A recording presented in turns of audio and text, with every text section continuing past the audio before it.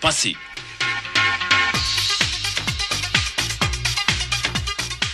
Radio Clédou, le bonheur du futur, l'avenir sur le potentat des ondes FM.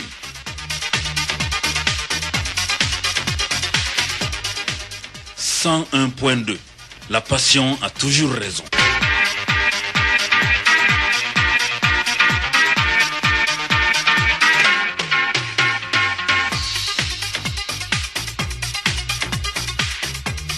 La Sotelma Malitel vous donne l'heure. Il est 7 heures. Le sport, les infos, la musique, l'actualité, le tout amusé et servi à chaud pour vous sur Radio Clédou.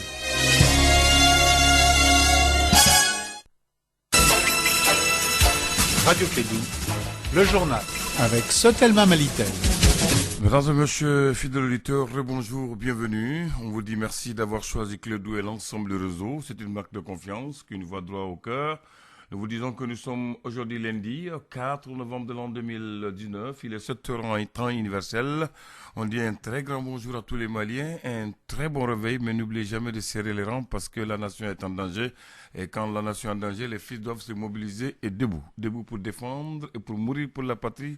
Et soyons sincères, véridiques dans tout ce que nous faisons. Il est là, il s'appelle Aruna Tidjaniba, celui qui va présenter le journal de ce matin. Je lui dis d'abord un très grand bonjour. Aruna, bonjour. Bonjour Abdoulaye Andane, bonjour à tous. Bienvenue et bonne semaine à toi. Merci Abdoulaye Andane, bienvenue dans cette édition. Week-end macabre au Mali, attaque du poste de sécurité d'Indeliman, explosion des mines, un civil égorgé à Bongolo à Badjangara. D'importants dégâts matériels sont également enregistrés. Les détails dans ce journal avec Kassim Traoré. Et puis nous allons également parler de l'illusion de certains jeunes qui s'aventurent, notamment à Kidal, à la recherche de l'or. La 8e région du Mali devient par excellence la destination privilégiée des jeunes à la recherche de l'or. Cette richesse ne brille pas pour la plupart d'entre eux. Ce sont les titres de ce journal. Bienvenue à tous.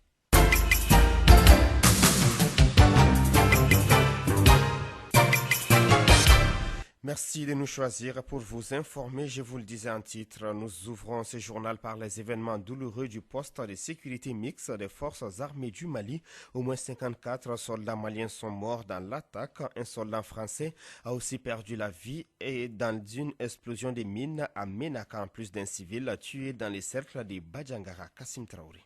Situé dans la région de Gao, Indeliman se trouve à 200 km au nord d'Ansongo sur la route de Ménaka. Basé là-bas depuis 2012, le poste mixte des forces armées maliennes FAMA a été attaqué le vendredi 1er novembre 2019. Des sources sécuritaires, il revient que les terroristes lors de cette attaque ont commencé à lancer des roquettes sur les camps à partir des dunes de sable avant d'envoyer des hommes au sol. Ceux-ci ont cerné les camps puis lancé l'assaut. Le bilan officiel donné par les autorités maliennes est de 53 soldats maliens tués, des blessés, 26 rescapés, 4 véhicules ont été incendiés, 3 emportés et un dégât matériel important à l'intérieur du camp. Du côté de la population, une vieille dame a été tuée suite à des balles perdues. Un enfant d'une dizaine d'années a été blessé à l'avant-bras selon une source locale. Selon un communiqué du ministère français de la Défense, un soldat français a été tué suite à l'explosion d'une mine le 2 novembre 2019. L'attaque a été revendiquée par l'État islamique au Grand Sahel.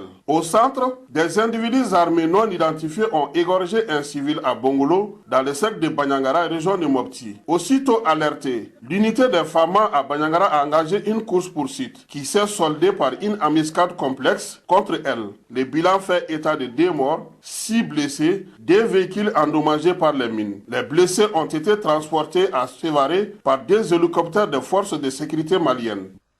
On change de décor, le processus budgétaire de l'État au cœur d'un atelier. Pendant 2 jours, les acteurs et les hommes des médias se sont réunis pour échanger sur la thématique. La session était organisée par les groupes de suivi budgétaire en partenariat avec le programme d'appui à la gouvernance locale. Des précisions avec Mariam Kamara.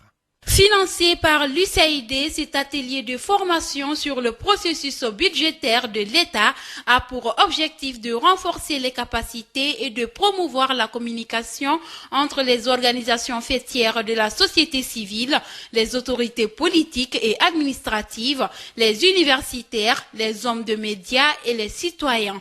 Cet atelier a été une occasion de renforcer les capacités en matière de gestion des finances publiques dans le but d'outiller les participants dans leurs actions de suivi et de plaidoyer budgétaire. Il visait également à faciliter un cadre de partage et d'échange entre les organisations de la société civile et la Direction générale du budget sur le processus budgétaire national. Il s'agissait pour cette formation d'informer le grand public sur les allocations budgétaires de l'État courant l'exercice 2019, mais aussi de mettre en place un espace public d'information et de sensibilisation sur le processus d'élaboration du budget citoyen et les possibilités qui s'offrent aux acteurs pour participer, voire influencer le processus et le contenu en fonction des besoins fondamentaux. Direction Kidal pour parler de l'activité d'orpaillage. C'est l'activité professionnelle vedette des jeunes maliens ces derniers temps. Ils font notamment de Kidal l'Eldorado pour la circonstance. Certains rencontrent des difficultés. Kassim Traoré. Animateur de radio à Boron dans le cercle de Banamba, voilà que Broulaye Sanogo devient orpailleur entre les grottes de Kidal. Il est venu grâce à une relation pour chercher de l'or.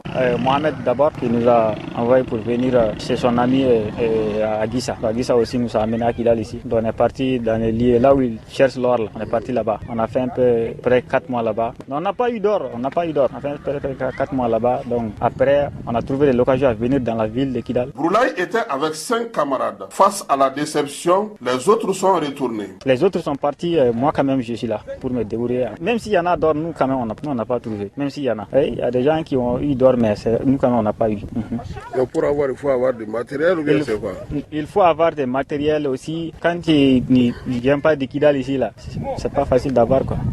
Notre orpailleur de circonstance est reconverti en manœuvre et fait des petits boulots à Kidal. Maintenant, là, me débrouiller à avoir mon transport pour retourner à Bamako. Ceux qui veulent venir chercher de l'or ici, qu'est-ce que tu leur dis? Chacun a sa chance, je ne sais pas. Peut-être, si moi j'ai dit quelqu'un de rester là-bas, peut-être, ça peut être s'il vient ici, il va trouver, on ne sait jamais. Donc, quand même, nous, on n'a rien trouvé. Et puis, les gens qui veulent venir là, s'ils trouvent un autre lieu vers nous là-bas, là, ils n'ont qu'à aller là-bas. Sinon, ici, là, ça ne va pas du tout. Oui. Aujourd'hui, dans les mines de Kidal, l'or se fait rare, même s'il faut avoir des moyens sophistiqués pour en extraire.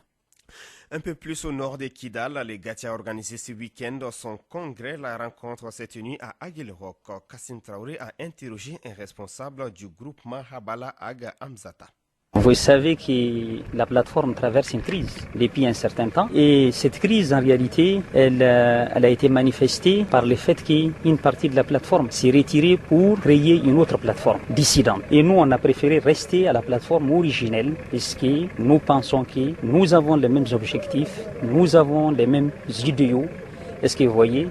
Et au jour d'aujourd'hui, nous pensons que nous sommes dans un processus de paix qui tend vers sa fin. Est-ce que vous voyez? Mais en réalité, qu'est-ce qui vous oppose aux autres? Qu'est-ce qui ne va pas entre vous? Il y a plusieurs points de divergence. D'abord, nous n'avons pas les mêmes visions par rapport aujourd'hui à certains rapprochements, tels que, par exemple, notre rapprochement aujourd'hui avec la CEMA pour la paix, et la sécurité, le développement des régions du Nord. Et ils pensent qu'on doit toujours être dans une position où on ne doit pas toujours créer certaines conditions.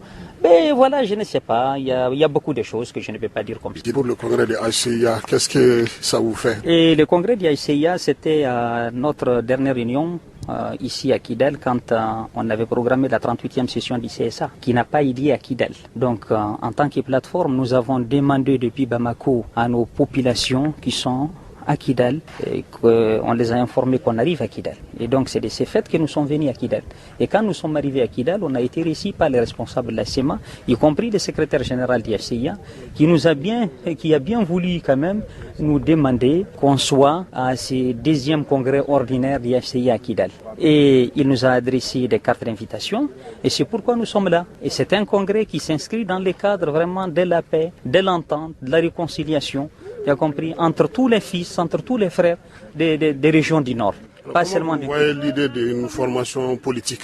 Mais je pense que c'est une bonne idée. Ça démontre que les gens ne sont pas aujourd'hui tels que les gens les perçoivent, séparatistes. Les gens aujourd'hui sont dans une dynamique Est-ce que tu as compris de créer vraiment un État unitaire dans lequel ils sont présents avec des idéologies politiques, est-ce que vous voyez, comme tous les autres partis qui se créent à Bamako tous les jours. Donc je pense que c'est une bonne dynamique. C'est une bonne dynamique qui s'inscrit vraiment dans la continuité de l'État du Mali. La plateforme va s'y engager? Inch'Allah, nous aussi peut-être on pensera peut-être très prochainement aussi à faire la même chose, puisque les mouvements vont disparaître. Très prochainement, les mouvements vont se dissoudre. Tous les combattants vont être absorbés par le DDR. Est-ce que vous voyez, et en ce moment, il n'y aura plus de mouvements. Obligatoirement, on va rentrer dans la vie active de la politique. Donc,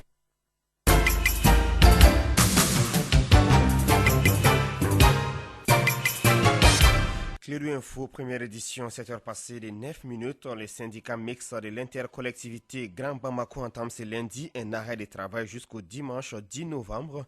Ils demandent la libération des maires de Bamako, de Baguineda et de Muntugula. L'information a été donnée lors d'un point de presse tenu le vendredi dernier au musée de Bamako. On écoute Karambe Rokiadjara, vice-présidente du syndicat mixte de l'intercollectivité Grand Bamako, des propos recueillis par Etienne Nyari. Nous, syndicats mixtes de l'intercollectivité du Grand Bamako, constatons avec amertume les interpellations et mises sous mandat de dépôt à la maison centrale d'arrêt de Bamako des maires du district de Baguineda, de Muntugula et 2 élus de la commune 1. Au moment où la mairie du district est engagée résolument dans la réalisation de nombreux projets structurants tels que le projet de création de la société de transport collectif par bus Boniba, pour lequel, sur invitation du partenaire chinois, il devait conduire une délégation nationale à partir du 27 octobre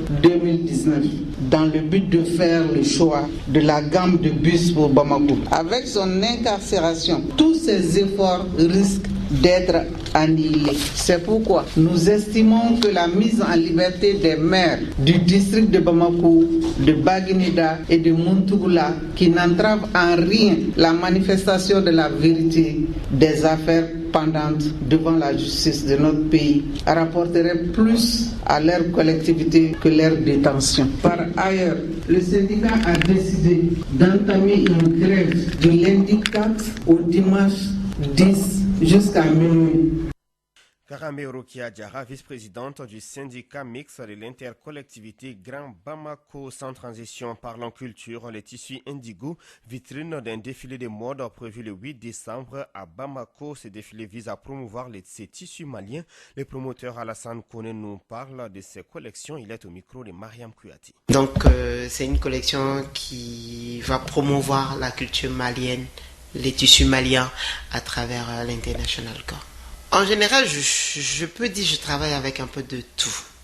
Quand je dis je travaille avec un peu de tout, je travaille avec du wax, je travaille avec de la cotonnade malienne. Et voilà, cotonnade malienne, c'est-à-dire indigo, bogolan. Mais cette fois-ci, je vais plus me baser sur une collection qui sera sur la cotonnade malienne. Donc ça sera basé sur l'indigo. Donc ça sera une collection qui... On aura du tissu malien, mais avec des coupes très européanisées, tu vois. Parce que de nos jours, j'ai remarqué que les gens, ils aiment beaucoup des vêtements près du corps. Les temps changent, quoi. Donc, du coup, c'est normal parce que la jeunesse, même nos moments de maintenant, aiment avoir des tenues vraiment beaucoup plus chic et plus modernes, tu vois.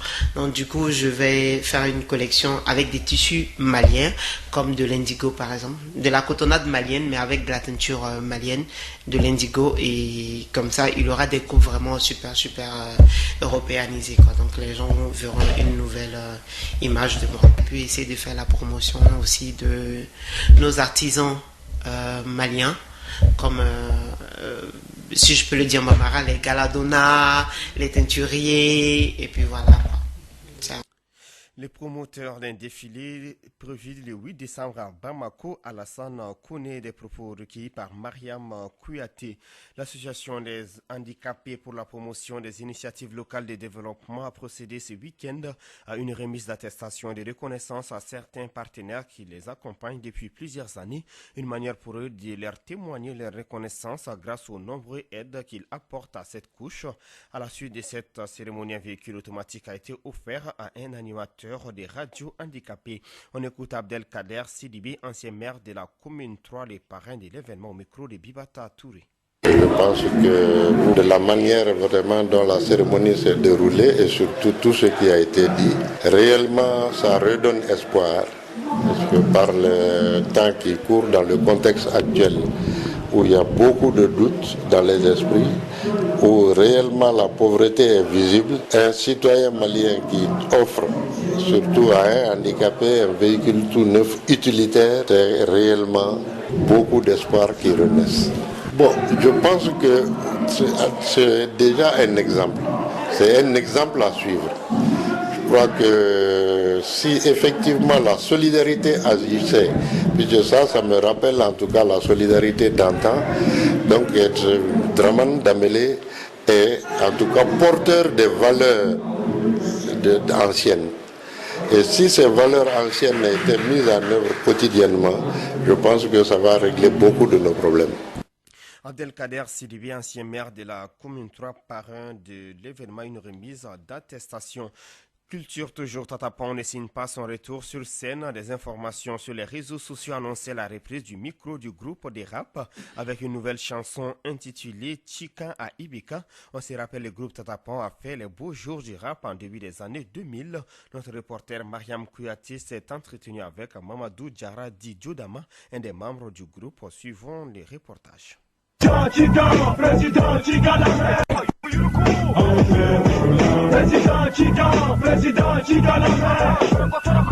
Président Chikan, président Chika Lamé ou encore Vérité au président, ce single ne va pas signer le retour sur scène musicale du groupe Tatapang, comme l'annoncent les réseaux sociaux présentement. Ce ne sont que des rumeurs, nous dit Mamadou Diarra Jodama, un des membres du trio de rap Tatapang, absent de la scène depuis 2006. En réalité, il n'y aura pas d'album. Il n'y aura pas d'album de Tatapang. Tatapang n'a pas fait d'album, président Chika Ibeka. Mais comment les rumeurs ont été fabriquées ou comment cette idée a apparu au Mali. Parce que tout simplement, sur la page Facebook Tatapang, donc il y a une pression des milliers et des milliers de fans de Tatapang qui veut que le groupe revienne sur scène. Avec nos fans, donc ils ont décidé que Tatapang vienne. Donc ils ont émis l'information avant de nous demander. Parce qu'eux-mêmes, on a mis la pression sur eux. Les fans, les administrateurs du groupe ont été obligés de mettre l'information sur notre page comme quoi que Tatapang va revenir. Eux-mêmes, ils veulent qu'on revienne parce que ça ne va pas au Mali. Donc vraiment, la possibilité de voir encore Tatapang sur scène est écartée. Le trio du rap Tatapang n'est plus fonctionnel musicalement pour des raisons personnelles. Il demande à les fans de s'inspirer de leurs anciennes œuvres qui sont toujours d'actualité. Bon, c'est des raisons personnelles, Tatapang a laissé la musique, donc il n'y aura pas un album Tatapang. S'ils ont la nostalgie de Tatapang, ils n'ont qu'à écouter nos morceaux. Nous, on a fait 7 albums à peu près. Et puis, nos morceaux sont toujours d'actualité. Président Chika, c'est toujours d'actualité. Dans ça, on dit, aujourd'hui, il est en train de traquer le bouffeur de l'argent de la République. L'idéologie Tatapang égale à l'idéologie. Inciter le peuple à chercher son indépendance générale. Le groupe Tatapang doit son succès grâce à ses chansons qui ont plaidé la cause du peuple malien. Chikan, Monsieur le maire, Fantaya, Immigration, Mon pays SA, Bilalika Bourou. Chacune de ces chansons ont émerveillé le public malien qui attend avec impatience le retour sur scène du groupe. Mais malheureusement, chose qui ne serait plus possible, car le trio du rap Tatapang ne marche plus dans la même vision. Adama Mamadou Diarra Di Jodama a opté pour l'agrobusiness. Mamadou Diko Di Dixon a donné sa vie à Dieu. Il se trouve dans la Dawa. Et Sidi Soumaoro Di Ramsès est le seul qui continue le rap.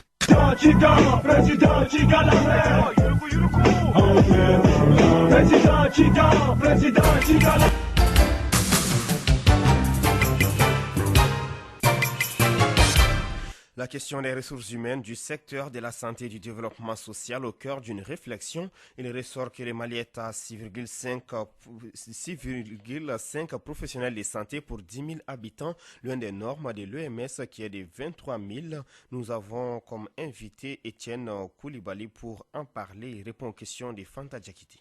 Bonjour Étienne Koulibaly. Bonjour. Vous êtes le directeur des ressources humaines du secteur de la santé et du développement social. La politique de développement des ressources humaines qui a été votée par le gouvernement le 20 septembre dernier, est-ce que vous pouvez nous parler un peu quels sont les points saillants qu'on peut retenir de cette politique? Ok, merci beaucoup.